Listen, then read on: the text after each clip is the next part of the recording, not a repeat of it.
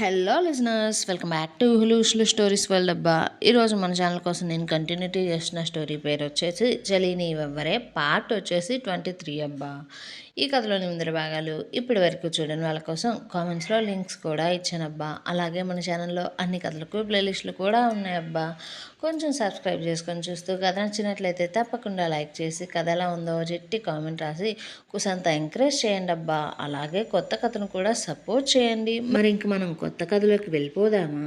ధరణిని ఆ ఇంట్లో వారితో పాటే ఉండడం గురించి జేకే చెప్పగానే సరళ కూడా ఉండమంటూ చెప్పి ఆమెను కోడలిగా చేసుకోవాలి అని భావిస్తూ తన గురించి ఎలా అయినా సరే వివరాలను తెలుసుకోవాలని నిర్ణయించుకుంటుంది. జేకే తన ప్రేమ విషయం ధరణితో చెప్పి ఆమెను ఆ ఇంటికి మహారాణిగా తన భార్యగా చేసుకోవాలంటూ కలలు కంటున్నాడు. ఇంకోవైపు చక్రాన్ని లీగల్గా దెబ్బ కొట్టడం కోసం అనూష కేసుకి సంబంధించిన వివరాలను క్షుణ్ణంగా వెతకడం ప్రారంభించింది. మరోవైపు మాయ ఫ్లాట్ నుండి తన మకాన్ని ఫామ్ హౌస్కి మార్చి ఆ ఇంటిని చూస్తూ మురిసిపోతుంది ఆమెకు పట్టిన అదృష్టానికి. అయితే అప్పుడే ఆమెను వెతుక్కుంటూ వచ్చిన చక్రం మాయను చూస్తూ, మాయ, మన కంపెనీ ప్రాజెక్ట్కి సంబంధించి నేను ఒకటి డిసైడ్ అయ్యా. అది ఎంతవరకు బాగుంటుందో నీతో డిస్కస్ చేద్దాం అనుకుంటున్నా. నువ్వు ఫ్రీనేనా అనడంతోనే మాయ చెప్పమనగానే చక్రం, ప్రాజెక్ట్కి సంబంధించిన కంపెనీ వాళ్ళు నాకు ఇప్పుడే ఫోన్ చేశారు. ఇంకా 2 రోజులలో మనం ఆ టెండర్ని హ్యాండ్ ఓవర్ చేసుకోవాలట. లేకపోతే మన తర్వాత ప్లేస్లో ఉన్న వారికి ఆ టెండర్ వెళ్ళే అవకాశం ఉంటుందంటూ చెప్పారు. అందుకే నేను ఒక నిర్ణయానికి వచ్చా మాయా అంటూ చెప్పగానే మాయ, హా చెప్పు బేబీ, ఏంటది అంటూ అతని పక్కగా చేరిపోయి సోఫాలో కూర్చొని అతని వడిలో తలపెట్టుకొని అతని షర్ట్ గుండీలతో ఆడుకుంటూ చెప్పు బేబీ అంటూ ఉంటే చక్రం మాయ చేతిని తన చేతిలోకి తీసుకుని, చూడు బేబీ, మన తరువాత ప్లేస్లో నెంబర్ 2గా జేకే కంపెనీ, 3గా వినయ్ కంపెనీ, 4th ప్లేస్లో సురేష్ ఇండస్ట్రీస్ వారు, ఇంకా 2-3 కంపెనీస్ కూడా ఉన్నవి. వాటికి కూడా మంచి పేరుంది. కాబట్టి నేనేమనుకుంటున్నానంటే మనకు ఇలాంటి ప్రాజెక్ట్ చేయడం కొత్త. అందుకనే మన కంపెనీ ఒకటి మాత్రమే ఇంత పెద్ద ప్రాజెక్ట్ చేయడం అనేది అస్సలు కుదరని పని. ఎందుకంటే ఈ ప్రాజెక్ట్ మీద మనం అసలు ఎలాంటి వర్క్ కూడా చేయలేదు. దీనంతా కూడా ధరణినే హ్యాండ్ ఓవర్ చేసింది. కాబట్టి ఇప్పుడు ధరణి మనతో ఉంటే అది వేరే విషయం. అది కంపెనీ పనులను చూసుకుంటూ ఉంటే మనం అంతకు ముందులాగే ఎప్పుడూ హాయిగా తిరిగే వాళ్ళం, ఎంజాయ్ చేసేవాళ్ళం. కానీ ఇప్పుడేమో అది మనతో లేదు కదా. పైగా నీకు కానీ నాకు కానీ దాని గురించి, ఐ మీన్ టెండర్ గురించి, ధరణి సబ్మిట్ చేసిన కోర్స్ గురించి, తన టెండర్ ప్లాన్ గురించి 10% కూడా తెలియదు. అందుకే నేను ఒక నిర్ణయం తీసుకున్నా అంటుంటే మాయకు ధరణి అనే పేరు వినగానే కోపం వచ్చింది. దాంతో మాయ తన మనసులోనే, అంటే ఏంట్రా ఇప్పుడు దానిలాగా నేను కూడా నీ కోసం, నీ కంపెనీ కోసం రాత్రింపగళ్ళు కష్టపడమంటావా ఏంటి? అప్పుడు కానీ నువ్వు దానిని వదిలేసినట్లే నన్ను కూడా వదిలేస్తావు. అయినా నీ కోసం అలా నిన్ను పైకి తీసుకుని రావడానికి, అంతలా కష్టపడడానికి నేనేమన్నా పిచ్చిదాన్ని అనుకుంటున్నావా ఏంటి? అలాంటి పని నేను చేస్తుంటే నువ్వు ఇంకో దాన్ని తగులుకుంటావు. అదే కదా ధరణి విషయంలో కూడా జరిగింది అంటూ ఒక విధంగా ఆలోచిస్తూనే మరొక విధంగా, నీకు ఇంకా ధరణి మీద మోజు బాగానే ఉందిరా. అలాగే అది చేసే పని మీద చాలా నమ్మకం కూడా ఉంది. అంటే నువ్వు ఎప్పటికైనా మళ్ళీ దాన్ని తిరిగి ఎలాగైనా నీ జీవితంలోకి తెచ్చుకోవాలి అనుకుంటున్నావు కదా. ఆ పని నేనుండగా అసలు జరగనివ్వను. అయినా నేను ఇంత కష్టపడి నిన్ను నా వాణ్ణి చేసుకుంది నా చేయి జారనివ్వడానికి కాదు కదా అనుకుంటూ పైకి మాత్రం మాయ ఆ మాటలకు అలిగినట్లుగా బుంగమూతి పెట్టుకుంటూ, అంటే ఏంటి బేబీ నీ ఉద్దేశం? కేవలం అది మాత్రమే నీ కంపెనీ కోసం పనిచేస్తుందా? అది నీ కోసం, నువ్వు ఎదగడం కోసం పనిచేస్తే నేనేమో నీతో హాయిగా తిరగడం కోసం పెళ్లి చేసుకున్నాను అనే కదా నువ్వు అనేది. దానికి ఉన్నన్ని తెలివితేటలు నాకు లేవనే కదా నువ్వు ఇప్పుడు అంటున్నావు. అంతేలే అంటుంటే చక్రం మాత్రం, అలాంటిదేమీ లేదు మాయా. అయినా నేను నీతో ఒక విషయం చెప్తా విను. ఈ రోజుల్లో దానంత నమ్మకంగా పనిచేస్తే జీతం లేని కూలి మనిషి ఎక్కడ ఉంటుంది చెప్పు. నాకిప్పుడు దాని మీద ప్రేమ పొంగే ఉద్దేశాలు అయితే ఏవీ లేవు. అది ఇప్పుడు బెంగళూరులో ఉందట. దాని గురించి తెలుసుకుంటున్నా. కానీ అది ఇప్పుడు మనకు దొరికిందే అనుకో, నయానో భయానో ప్రేమతోనో భయంతోనో ఎలాగైనా సరే దాన్ని మళ్ళీ మన దారికి తెచ్చుకున్నామే అనుకో, అది దాని తెలివితేటలతో దాని పనులతో కంపెనీని చూసుకుంటే మనం ప్రశాంతంగా మన బిడ్డతో సమయం గడపవచ్చు. అలాగే వర్క్ టెన్షన్ తగ్గి మనం హ్యాపీగా లైఫ్ని ఎంజాయ్ చేయొచ్చు. నేను ఇప్పుడు ఇలా ఆలోచించడానికి మరొక కారణం ఉంది తెలుసా?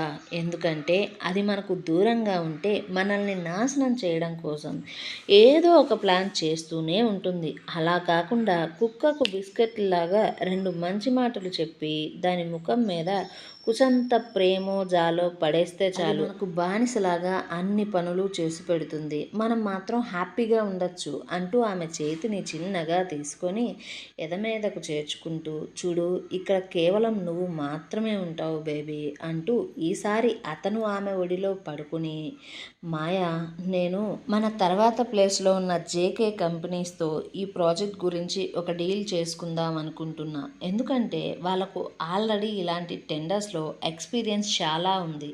మన దగ్గర ప్లాన్ ఇంకా మంచి కోర్స్ ఉన్నాయి. కాబట్టి మనం వాళ్ళతో ప్రాజెక్ట్ ప్లాన్ గురించి ఎక్స్ప్లెయిన్ చేసి పర్సంటేజ్ మాట్లాడుకుందాము.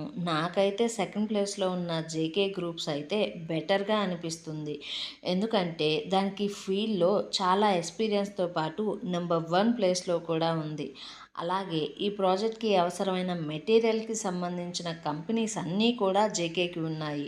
సో మనం ఈ డీల్ వాళ్ళతో చేసుకుంటే మనకు ట్రాన్సాక్షన్స్కి సంబంధించిన ఖర్చులు కూడా కలిసి వస్తాయి అంటూ చెప్పడంతో, మాయ అంత పెద్ద కంపెనీతో డీల్ అంటే ఈ ప్రాజెక్ట్లో వారి కంపెనీకి అధికారం ఏమీ ఉండదు అని, ఆమెకు నచ్చినట్లుగా జరగదు అనే ఉద్దేశంతో ఆ కంపెనీతో అసలు ఈ డీల్ చేయొద్దు బేబీ, ఎందుకంటే వారితో కలిస్తే మనకు అసలు లాభాలు సరిగా ఉండవు.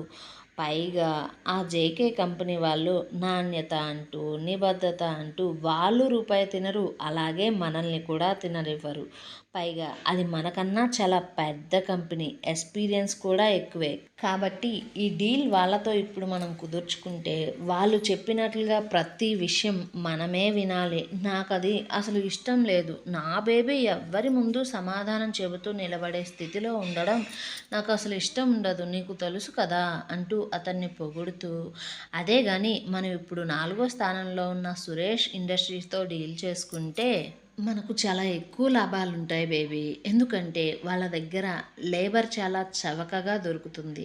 అలాగే వాళ్ళు ఇప్పుడిప్పుడే ఎదుగుతూ ఉన్నారు మనలాగే. కాబట్టి మన మీద వాళ్ళు అసలు అధికారమే చూపించరు. వాళ్ళే మనం చెప్పినట్లుగా కూడా వింటారు. ఇంకా ప్రాజెక్ట్ డీల్స్కి కోర్స్కి సంబంధించిన వర్క్ కోసం మంచి ఇంజనీర్స్ని జాబ్లోకి తీసుకుందాం. సో పేపర్ మెటీరియల్స్ వర్క్స్ మొత్తం వాళ్ళే చూసుకుంటారు. అందువల్ల మనకు బోలెడంత లాభం కూడా ఉంటుంది. అలాగే ప్రతి పనికి మనమే కష్టం చేయవలసిన అవసరం కూడా ఉండదు బేబీ. ఇక ఆన్ ఫీల్డ్ వర్క్ విషయానికి వస్తే లేబర్ ఎలాగో వారి కంపెనీదే కాబట్టి ఆన్ ఫీల్డ్ వర్క్ కూడా మొత్తం వాళ్ళే చూసుకుంటారు. మన చేతికి మట్టి అంటకుండా డీల్ అయిపోయి లాభం కూడా ఎక్కువగానే ఉంటుంది అంటూ చెప్పడంతో చక్రం ఆమె చెప్పిన ప్లాన్కి మెచ్చుకుంటూ చిన్నగా బుగ్గగిల్లి, నువ్వు సూపర్ బేబీ, ఎంత తెలివైన ఆలోచన తెలుసా ఇది, నువ్వు కానీ నా పక్కన ఉంటే నేను ఇంకా ధరణి గురించి ఆలోచించే అవసరమే ఉండదు బేబీ. మరి ఇన్ని రోజులు ఈ తెలివి నువ్వు ఎక్కడ చూపించావు చెప్పు అనగానే మాయ మూతి తిప్పుకుంటూ, ఆ ధరణి ఉన్నప్పుడు నాకు గుర్తింపు ఎక్కడ ఉందిలే, నేను ఎంత కష్టం చేసినా సరే ఎందులోనో ఒక దాంట్లో నన్ను ఇరికించేసి ఏడిపించి అందరి ముందు పనిరాని దానిలా పని దొంగలా నన్ను ప్రొజెక్ట్ చేస్తూ ఉంటుంది అంటూ ఉంటే చక్రం తన సెక్రటరీకి ఫోన్ చేసి 4th ప్లేస్లో ఉన్న సురేష్ ఇండస్ట్రీస్ వారితో మీటింగ్ని అరేంజ్ చేయమని చెప్పగా, ఆ మీటింగ్కి నేను కూడా రావచ్చా అంటూ మాయ అడిగితే చక్రం, నువ్వు లేకుండా ఎలా బేబీ, నువ్వు కూడా ఉండాలి, అసలు ఐడియా ఇచ్చిందే నువ్వు కదా అంటూ చక్రం ఆ డీల్స్ గురించే మాట్లాడుతూ ఉంటే టైం చూస్తూ ఎంతసేపటికి కంపెనీ గురించి దాని డీల్స్ గురించే మాట్లాడుతూ ఉంటే అప్పటికే విసుగొచ్చేసిన మాయ, ఇక కంపెనీ గురించే పట్టించుకుంటావా లేదా నా గురించి కూడా ఏమన్నా పట్టించుకునేది ఉందా అంటూ అడగడంతోనే చక్రం మాయ మాటలను అర్థం చేసుకుంటూ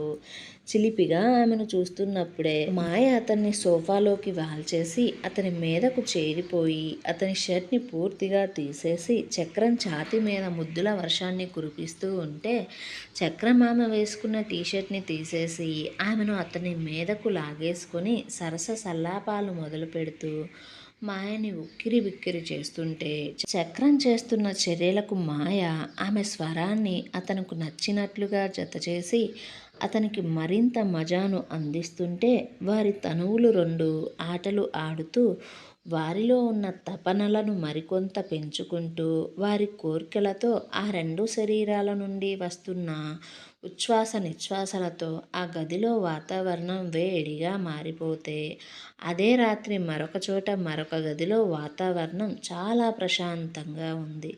అలా ప్రశాంతంగా ఉన్న గదిలోకి అప్పుడే ఒకరు మెల్లగా ఎంటర్ అయ్యాడు.